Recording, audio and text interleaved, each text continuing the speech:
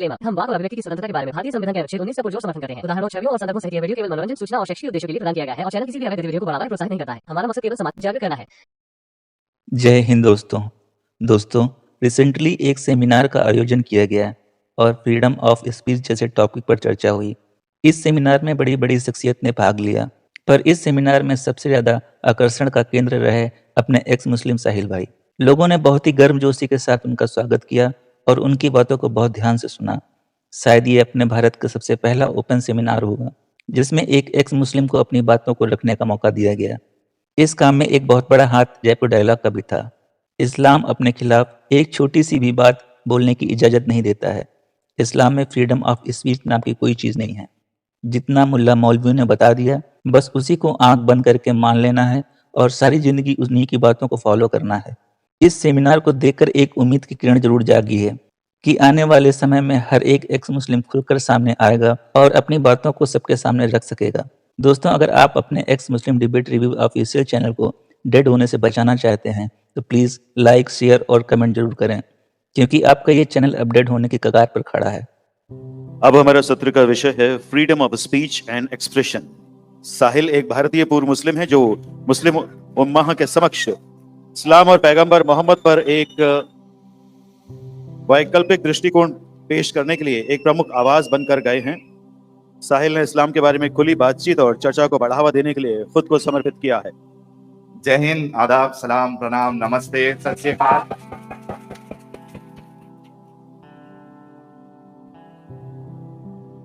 अरे भाई बस कर दो, आगे भी बोलना है। सबसे पहले तो मैं शुक्रिया अदा करना चाहता हूँ जयपुर डायलॉग्स का, संजय जी का, कि मुझ जैसे नाचीज को मौका दिया इतने बड़े मंच पर। हालांकि मैं कोई ज्यादा नॉलेज नहीं रखता हूँ, ना मुझे अपनी बात ढंग से रखनी आती है, लेकिन कोशिश करूंगा मैं।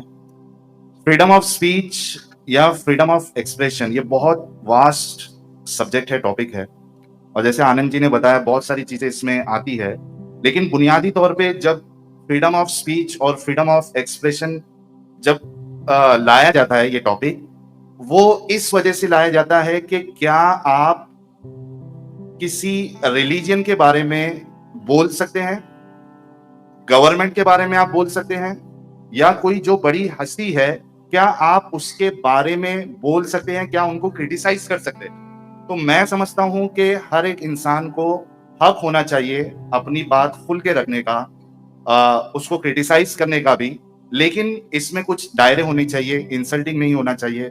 अपनी बात आप रेफरेंसेस के साथ, दलील के साथ, आर्गुमेंट के साथ आप रख सकते हैं और रखने की पूरी आजादी होनी चाहिए।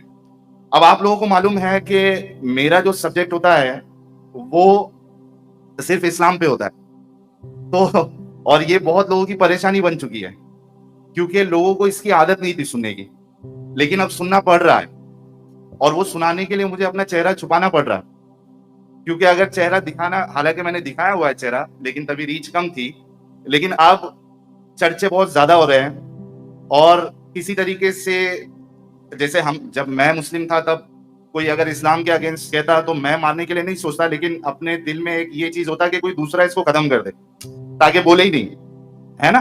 तो मैं इस्लाम से रिलेटेड कुछ चीजें इस टॉपिक में रखने की कोशिश करूंगा जब डिस्कशन आगे बढ़ेगा। लेकिन आप सोचिए कि इस्लाम में जो फ्रीडम ऑफ स्पीच है या फ्रीडम ऑफ एक्सप्रेशन है वो किस हद तक है, आपको क्या लगता है या नहीं है? इतना ही है कि जितना बताया गया चुपचाप मानो। आपने अगर इस्लाम को फॉलो करना है तो आपको दिमागी अपंग होना पड़ेगा।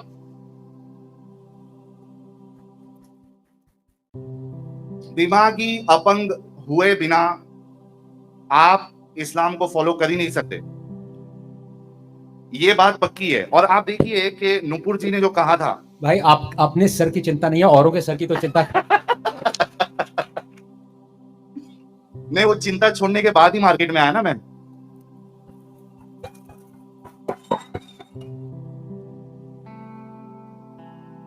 पहले छुप के आया। आप वाले सब्जेक्ट पे लॉ अलग लागू होता है, आप वाले सब्जेक्ट पे 1400 साल से अब तक फ्रीडम ऑफ स्पीच नहीं है। Let's get through the opening remarks, then we can have one. हाँ, मैं जल्दी इसको खत्म करता हूँ। असल में मैं छुप के आया था, मैं सोचा था कि छुप छुप के लोगों को असलियत बताऊंगा, हकीकत बताऊंगा इस्लाम की, लेकिन मेरे कुछ दोस्तों ने मेरी आइडेंटिटी लीक कर दी और उसके बाद फिर मुझे थोड़ा सा मतलब अपना चैनल चेंज करना पड़ा। लेकिन जो कीड़ा होता है ना, और हर मुसलमान के अंदर ये कीड़ा होता है तबलीग करने का, तो मैं जब मुस्लिम था तो ये कीड़ा बहुत ज्यादा बढ़ गया था, क्योंकि मैं डॉक्टर जाकिर नाइक को सुनता था और फॉलो करता था। और कुरान में अल्लाह भी ये जिम्मेदारी देता है, उदउ इला सबीली रब्बिका बिल हिकमा वल मौइज़तिल हसना वजादिलहुम बिल्लती हिया अहसन। लोगों को दावत दो अल्लाह के रास्ते की तरफ, विजडम के साथ, हिकमत के साथ, और उनके साथ आर्गुमेंट करो। तो आप देखिएगा अक्सर आप लोगों का एक्सपीरियंस रहेगा कि आप चाहे ट्रेन में जाओ, आप चाहे प्लेन में जाओ, आप चाहे उबर में जाओ, आप चाहे ओला में जाओ, आप चाहे घूमने जाओ, आप चाहे जहाज में जाओ, अगर आपके बाजू मोमिन बैठा हुआ है तो कहीं ना कहीं वो अपनी तबलीग शुरू कर देगा, अपना इस्लाम ऊपर बताएगा और आपके रिलीजन को नीचे बताएगा। तो ये कीड़ा मुझ में भी था। तो जब मैंने इस्लाम छोड़ा और ये कीड़ा असल में खत्म नहीं हुआ, मैंने सोचा कि जब मुसलमान होते हुए मैंने इस्लाम की तबलीग की है, अब मुझे जब हकीकत पता चली तो अब मेरा फर्ज बनता है कि जितने लोगों को बेवकूफ बनाया और बेवकूफ बना रहे हैं उनको हकीकत भी बताना है। और इसमें ये काम सिर्फ मुसलमानों के लिए नहीं, मुसलमानों की दिमागी अपंगता तो सही करना है, लेकिन उसके साथ साथ जो बाकी रिलीजन वाले हैं, जो नॉन मोमिन है, जो हिंदू है, सिख है और बाकी मजहब वाले हैं, जिनको ये लोग फंसाते हैं, मीठी मीठी चीजें बताते हैं धोखा देके, उनको भी हकीकत बताना जरूरी है ताकि वो इनके ट्रैप में ना फंसे। इस्लाम में सवाल पूछने की इजाज़त बिल्कुल नहीं है। इस्लामिक स्कॉलर झूठी और शुगर कोटेड बातों को ही सामने रखते हैं और रियलिटी को छुपाते हैं। अच्छा, फटाफट टॉपिक पे आ जाता हूं कि इस्लाम में या मुसलमानों के बीच आप किस चीज को, फ्रीडम ऑफ स्पीच को ब्लास्फेमी में कन्वर्ट कर दो, कुछ बोल नहीं सकते, कोई भरोसा नहीं। अगर आपने मोहम्मद साहब के साथ अगर साहब नहीं लगाया तो ये भी गुस्ताखी में कन्वर्ट हो जाएगा, इस चीज को ध्यान रखना। यहां तक कि अगर आपने ये कह दिया कि मोहम्मद साहब मर गए, हालांकि मरे, मौत सबको आती है भाई, अगर आप इतना भी कह देते हो तो एक अक्सरियत जो है, जिनको बरेलवी फिरका कहा जाता है, उनके नजदीक ये गुस्ताखी है। अगर उसके सामने अगर आप फिजिकली अगर इस तरीके की बात करते हो तो कि आपको फिजिकली असॉल्ट करे, वो बर्दाश्त नहीं कर पाएगा। तो मेरी ये कोशिश है कि उनके अंदर ये चीज लाई जाए कि आपको सुनना पड़ेगा हकीकत। इतना बोलेंगे, इतना बोलेंगे, इतना बोलेंगे कि आदत बनानी पड़ेगी। Thank you so much. I think Sahil जब भी बोलते हैं तो even an atheist, really sorry, अगर मेरे वजह से किसी की जान पे खतरा आ जाता है तो अपना अब पछतावा क्या होगा, चिड़िया चुग गई खेत। एक रंगा बैंक सर इंश्योरेंस, जैसे, बैंक अकाउंट नंबर भी ले लो भैया इसी नहीं, बट इन्होंने एक रंगा सर जैसे एथीस्ट को भी मन में हनुमान चालीसा बुलवा दिया होगा, वीडियो कॉल कर रहे जय हनुमान। साहिल, नाउ होपफुली आप रंगा सर को दोबारा से हनुमान चालीसा पढ़वाएंगे। But my question to you, कलमा भी पढ़ लूंगा। हाँ, वो ज्यादा बेहतर रहेगा। क्या पढ़ रहे हैं आप? कलमा पढ़ रहे हैं? वो गलत, उसमें एक प्रॉब्लम हो जाती है बाद में, वो भी नहीं बता सकता। वो थोड़ा मेडिकल इशू हो जाएगा Ranga. Let's not get there. Sir pencil छिलवानी पड़ती है सर बाद में। ये डिस्कशन से ज्यादा I think it's becoming like a stand up comedy. Nupur ji, मेरी 8-9 घंटे की स्ट्रीम होती है। हाँ जी। और लोग जो रात के 9:30 बजे स्टार्ट होते हैं वो सुबह के 5 बजे तक देखते रहते हैं। तो उसमें सब चीज होता है, एजुकेशन, कॉमेडी। अभी मुझे ऐसा लग रहा है कि थोड़े दिन में वो कपिल शर्मा जी का जो शो है उसको भी वो तोड़ देगा। Okay. So Sahil, you are somebody who's left the faith of Islam. आप ex-Muslim हैं, and I'm sure that in your personal life you have faced a lot of problems because of the decision you made. मैं आपसे समझना चाहूंगी because you're the only person on this panel who has personal experience with the limits to freedom of expression that faith allows. In a country like India, जो इतना multicultural है, जब नुपुर शर्मा ने बोला जो उन्होंने बोला, हिंदुओं की तरफ से ही एक क्वेश्चन आ रहा था, क्या उनको ये बोलने की जरूरत थी? सो वेरी ऑफन जब ऐसा होता है जो नुपुर शर्मा के साथ हुआ है, हम उन्हीं से जो विक्टिम है सर तन से जुदा के नारे के, उनसे पूछते हैं क्या आपको जरूरत थी ये बोलने की? डिड यू नीड टू से इट? एक तर्क वितर्क जो होता है in any society, a conversation about faith, a conversation about text, scriptures, वो इंसल्ट किए बिना भी हो सकता है. So what do you think? Nupur Sharma को बोलने की जरूरत थी, and should people start policing what they say so that such things don't happen? मैं आपको पूछना चाह रही हूँ कि नुपुर शर्मा की गलती थी कि नहीं कि उन्होंने ऐसा बोला. देखिए, नुपुर शर्मा जी ने जो कहा है वो हम रोज अपने चैनल पे कहते हैं, और मैं यहाँ से कहता हूँ, मुझे इस बात का डर नहीं है, क्योंकि ये चीज लिखी हुई है. अगर किसी पे केस करना है, अगर मोमिनों को इतनी तकलीफ है, तो जाके बुखारी को जलाए. बुखारी, सही बुखारी के बारे में मुसलमानों का ये कहना है, ये एक्सेप्टेंस है कि कुरान के बाद दी मोस्ट बुक इस्लाम में सही अल बुखारी है. उसमें लिखी हुई है चीजें. The word intercourse is written in that book. तो उसमें लिखा हुआ है, जब हजरत आयशा खुद कहती है, और मैं तो कहता हूं कि हजरत आयशा जो है वो छुपी हुई एक्स मुस्लिम थी. उन्होंने जितना बताया रसूलुल्लाह के बारे में, उतना किसी ने नहीं बताया, खोल के बताया. तो मेरी पूरी सहानुभूति है हजरत आयशा के साथ, अम्मी आयशा के साथ. हजरत आयशा खुद कहती है कि मैं जब 6 साल की थी तो मेरा निकाह किया गया, यानी शादी हुई, और जब मैं 9 साल की हुई तो मेरी रुखसती हुई. और बुखारी की एक हदीस में है कि रसूलुल्लाह ने जब उनके साथ इंटरकोर्स किया, शी वॉज ओनली 9. 9 साल की बच्ची कितनी होती है? अगर हम आज की तारीख में देखें तो 9 साल की बच्ची 3rd स्टैंडर्ड में होगी, 2nd या 3rd स्टैंडर्ड. कितनी होती है? और 55 साल का आदमी कितना होता है? अच्छा, हजरत आयशा कहती है कि Sahil, more than scripture, the question is that do we need yes, to we say need these to. things? Yes, we Why need to say. offend a large group of your population when a conversation can be held without offending them? अगर उनको कुछ नहीं, ऐसा इसमें offend करना offend है करने की क्या बात है? ये तो हकीकत है ना.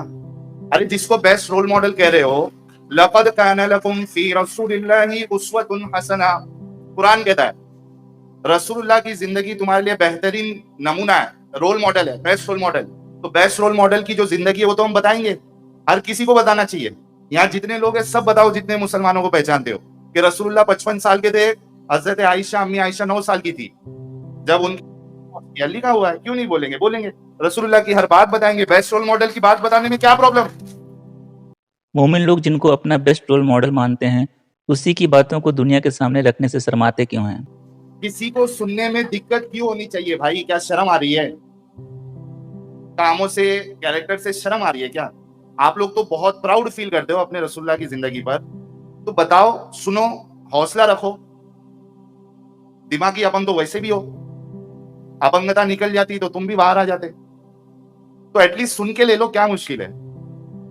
तो बिल्कुल हर किसी को कहना चाहिए, हर प्लेटफॉर्म से कहना चाहिए. और मैं समझता हूं कि इसमें मोमिनों को बिल्कुल भी तकलीफ नहीं होना चाहिए. असल में ये जो हमारे मोमिन हजरात है, ये तो फर्स्ट विक्टिम है इस्लाम के. इनको कंट्रोल करके रखते हैं मुल्ले और मौलवी. और फ्रीडम ऑफ स्पीच की जो आप बात कर रहे थे, या जो नुपुर शर्मा जी के साथ हुआ, कई सारी वीडियोस आई जहां पे मुल्ला कहता है मन सब्बा नबियन फक्तुलू, जिसने रसूलुल्लाह की गुस्ताखी की उसको कत्ल किया जाएगा. अरे कैमरे में बोल रहा है भाई, किसके ऊपर केस हुआ? किसके ऊपर केस हुआ? हम हकीकत बताएं तो हम पे केस कर दोगे, मार दोगे. यहाँ खुले और खुले आम बोला जा रहा है. क्या कर रही है गवर्नमेंट, अथॉरिटीज क्या कर रही है? और एक चीज जो आनंद जी ने कहा था कि उनका चैनल, उनका ट्विटर हैंडल जो है कुछ पल के लिए ब्लॉक कर दिया गया था. भाई मेरा तो पूरा चैनल इंडिया लोकेशन पे बैंड है. ब्लॉक कर दिया इंडिया लोकेशन, पाकिस्तान में ब्लॉक नहीं है, इंडिया लोकेशन में ब्लॉक. भाई फ्रीडम ऑफ स्पीच कहाँ? गवर्नमेंट, आईटी वालों, कहाँ हो तुम लोग? असली डर का माहौल किसका है ये पता चले. इंडिया में ब्लॉक, पाकिस्तान में चालू है. अब उसमें सेटिंग में जाके बोलना पड़ता है लोगों को. सेटिंग में जाओ, लोकेशन इंडिया के बदले पाकिस्तान कर लो, पाकिस्तान बेटर है.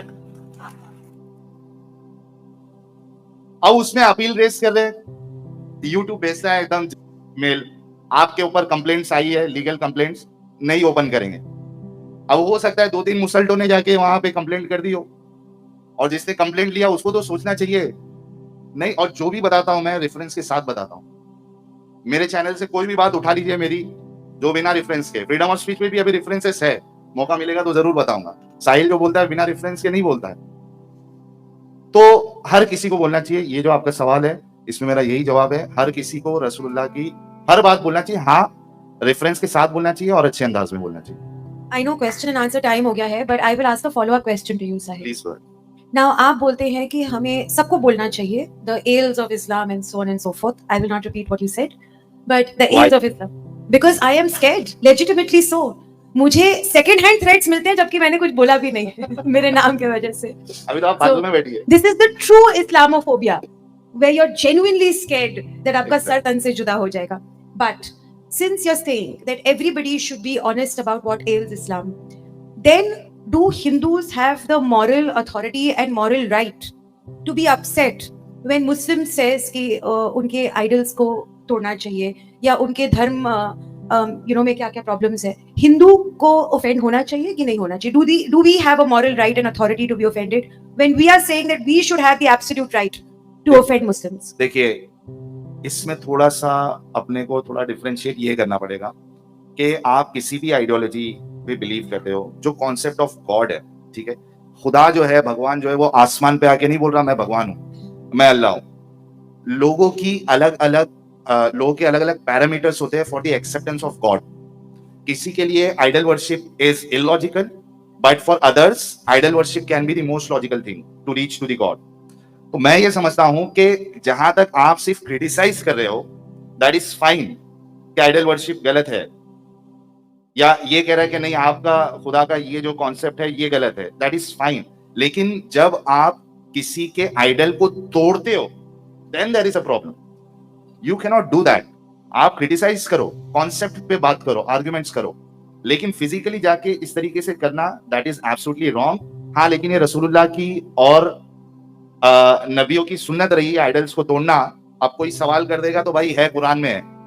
मोमिन हमेशा से अपने दीन को दूसरों पर थोपने का काम करता आया है। ये लोग अपने नजदीक किसी दूसरे दीन, धर्म, मजहब को बर्दाश्त नहीं कर सकते हैं। हजरत इब्राहिम, कितने लोगों को पता है हजरत इब्राहिम के बारे में? प्रॉफिट अब्राहम जिसको बोलते हैं, कुरान में लिखा हुआ है, उन्होंने आइडल्स तोड़े। मोमिनों के पास कोई जवाब नहीं है, क्यों तोड़े भाई? आपकी आस्था, दूसरों की आस्था वो कटर में गई, उससे फर्क नहीं पड़ता कि सामने वाले को बुरा लग रहा है, तकलीफ हो रही है, उससे आपको फर्क नहीं पड़ता। आपकी आस्था पे कोई उंगली नहीं उठाना चाहिए। हजरत इब्राहिम ने मूर्तियों को तोड़ा, इस पे मोमिनों के पास, इंडिया वाले मोमिनों के पास, पाकिस्तान में जाओगे तो वो खुशी खुशी बोलेंगे और उस पर गर्व करेंगे। यहाँ हमारे इंडिया वाले अभी माइनॉरिटी में है, तो वो खुल के आगे बोल नहीं सकते बेचारे, है ना? तो साथ में रसूलुल्लाह जो है हमारे बेस्ट रोल मॉडल, उनसे एक सहाबी सवाल करते हैं कि भाई नबी कौन होता है, रसूल कौन होता है?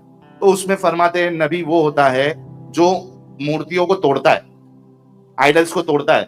तो ये तो सुन्नत रही है नबियों की, आइडल्स को तोड़ना। और अगर यहाँ रसूलुल्लाह होते अभी और ताकत में होते, जैसे मदनी दौर था, तो जरूर जितनी मंदिरें हैं उनको तोड़ने का काम वो करते।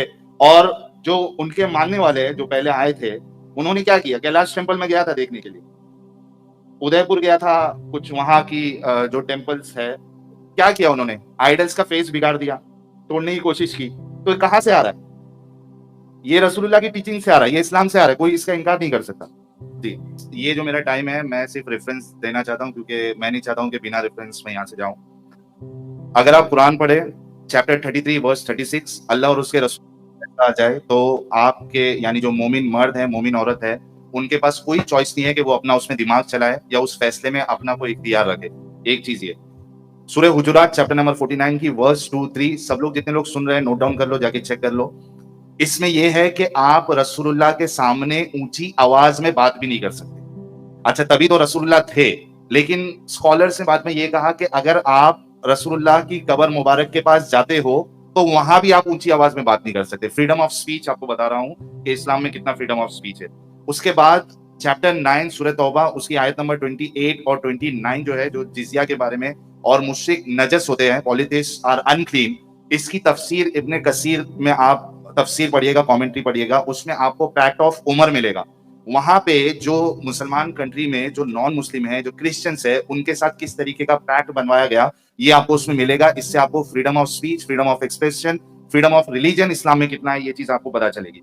इसके अलावा उम्दतुस सालिक एक किताब है रिलायंस ऑफ द ट्रैवलर, जो कि जो शाफे जो ये है मसलक है, उससे रिलेटेड चीजें है उसमें फ्रीडम ऑफ स्पीच के बारे में आपको ये मिलेगा कि अगर जब आप कभी भी बात करते हैं, अगर उस बात का एडवांटेज कोई नहीं है तो इट्स बेटर कि आप बात ही ना करें, you have to keep quiet. दूसरी चीज, अगर आप बात कर रहे हैं तो उसमें बार बार आपको अल्लाह का जिक्र करना चाहिए, वरना आपके अंदर एरोगेंस आ जाएगा।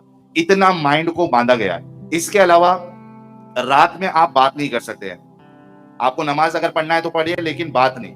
इसके अलावा फनी चीज आनंद जी, कि जब आप अपनी वाइफ के साथ सेक्स करते हैं, इंटरकोर्स करते हैं, आप उससे बात नहीं कर सकते। उसके बारे में बता देता हूं। आप ये मेरी तरफ देख के क्यों बात कर रहे हैं? कि आपको अमल करना है, क्योंकि आप कलमा पढ़ने की बात कर रहे थे। It is offensive to speak while having sex with your wife. आमतौर पे तो जो पार्टनर्स होते हैं वो बात करते हैं यार, यहां पे बात ही नहीं करना है। तो ये सारी चीजें फ्रीडम ऑफ स्पीच, मैंने सारे रेफरेंसेस दे दिए ताकि किसी को अगर चेक करना है तो वो जाके चेक कर सकता है। Thank you so much. Last special request question for you. I've been handed it over. Why was oil discovered 1400 years late when he knew all about the sun and each and everything? Gangadhar ही शक्तिमान है, शक्तिमान ही गंगाधर है। जितना रसूलुल्लाह को पता था उतना ही अल्लाह को पता है, क्योंकि जो चाचा है वही भतीजा है, और चाचा तो कोई है ही नहीं। तो अब बस इतना सवाल बचा है कि पुलिस 2 घंटे बाद आएगी या डायस पे आएगी? And for a change, मुझे अरेस्ट करने नहीं आएगी। ये तो सिर्फ एक्स मुस्लिम है, इसने तो हमको एक्स कर दिया है। तो ऑब्वियसली अगर आप देखिए तो रसूलुल्लाह ने या उनके सहाबा ने, इस पे मैं हर एक टॉपिक पे मोस्टली मैंने स्ट्रीम्स किए हुए हैं, कवर किए हुए हैं हर एक एंगल से, ताकि हमारे जो मोमिन हजरात है, आई लव देम, मैं वहीं से निकला हूं, I love them and I am very honest, I love them, और मैं चाहता हूं कि वो आगे बढ़े। तो रसूलुल्लाह ने या उनके सहाबा ने दुनिया को ना कोई टेक्नोलॉजी दी, ना कोई बेहतर चीज नहीं दी, बस दिया तो क्या, जंग। और हमारे जो मोमिन हजरात है ये वही 1400 साल पहले जाना चाहते। हालांकि इनको मजे सारे चाहिए, एसी भी चाहिए, टेक्नोलॉजी भी चाहिए, यूट्यूब इस्तेमाल करेंगे और बोलेंगे हमको 1400 साल पहले जाना है। अरे मत करो इस्तेमाल यार, अल्लाह अल्लाह करो, घर पे बैठो, पंखा भी मत यूज करो। तो रसूलुल्लाह ने कोई टेक्नोलॉजी नहीं दी है, और जाहिर सी बात है उनको पता नहीं था कि नीचे ऑयल निकलेगा, तो उन्होंने नहीं बताया। यही वजह रही है कि उनको नहीं पता था। Thank you so much. तो देखा दोस्तों, यही है असली इस्लाम। अगर आपने अभी तक चैनल को सब्सक्राइब नहीं किया है तो प्लीज़ कर लें, साथ में ऑल नोटिफिकेशन का बटन भी दबा दें, जिससे आने वाली सारी वीडियो की नोटिफिकेशन आपको लगातार मिलती रहे। हम आगे भी इसी तरह इस्लाम को एक्सपोज करते रहेंगे। वीडियो अच्छा लगा हो तो लाइक और शेयर जरूर करें, कमेंट करना बिल्कुल ना भूलें। इस्लामिक कल्ट से बचें, अपना ख्याल रखें। जय हिंद, वंदे मातरम।